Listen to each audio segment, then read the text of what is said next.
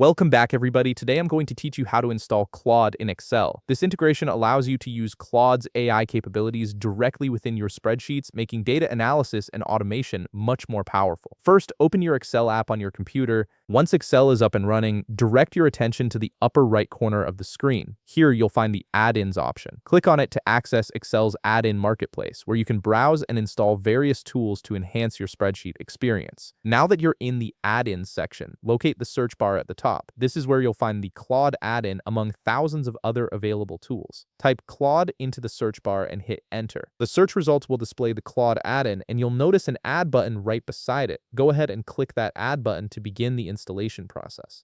After clicking add, Excel will download and install the Claude add-in. This might take a moment depending on your internet connection, so just wait for the installation to complete. Once it's done, you'll see Claude appear in the right panel of your Excel window. This panel is where you'll interact with Claude and access all its features while working on your spreadsheets. If you want to start using Claude's full capabilities, you'll need to log into your account.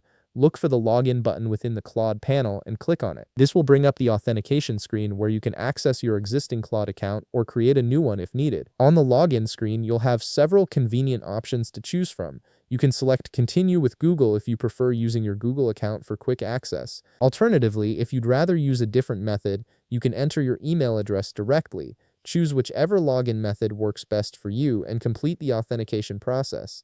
And there you have it. Claude is now installed in your Excel application and ready to help you with your spreadsheet tasks. If you found this video helpful, please leave a like, subscribe, and see you in the next video.